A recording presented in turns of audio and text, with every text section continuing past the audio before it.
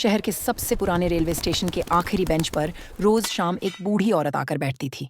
उसके हाथ में हमेशा एक छोटा सा कपड़े का थैला होता और आंखों में एक ऐसा इंतजार जो समय से भी पुराना लगता था। लोग उसे पागल समझते थे, पर कोई नहीं जानता था कि वह यहाँ क्यों आती है। उसका नाम सुमित्रा था। 20 साल पहले इसी स्टेशन से उसका इकलौता बेटा अमन नौकरी की तलाश में दूसरे शहर गया था। जाते समय उसने माँ से कहा था, बस 2 साल माँ, फिर वापस आकर तुम्हें अपने साथ ले जाऊंगा। सुमित्रा ने उस दिन पहली बार अपने बेटे को जाते हुए रोते हुए देखा था, पर उसने खुद आंसू नहीं बहाए। माँ का दिल मजबूत होता है, पर टूटने पर आवाज नहीं करता। शुरू में अमन के खत आते रहे, कभी नौकरी का जिक्र, कभी संघर्ष की बातें, कभी माँ की याद। सुमित्रा हर खत को पढ़कर अपने तकिए के नीचे रख लेती, जैसे बेटा वहीं सो रहा हो। वह हर शाम उसी स्टेशन पर जाती, सोचती शायद अचानक अमन आ जाए।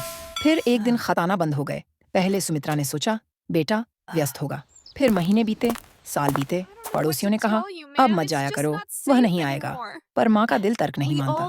धीरे धीरे सुमित्रा की कमर झुक गई, बाल सफेद हो गए, आंखों की रोशनी कम हो गई, पर स्टेशन जाना नहीं छूटा। हर ट्रेन की आवाज पर उसका दिल तेज धड़कने लगता। हर उतरते चेहरे में उसे अमन दिखता। एक दिन बरसात हो रही थी, स्टेशन लगभग खाली था। एक जवान लड़का सुमित्रा के पास आकर बैठ गया। उसने पूछा, अम्मा रोज यहाँ क्यों आती हो? सुमित्रा ने मुस्कुराकर कहा, अपने बेटे का इंतजार करने। लड़के की आंखें भर आईं।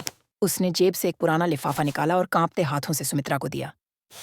अम्मा, मैं उसी शहर में काम करता हूँ जहाँ अमन भैया थे।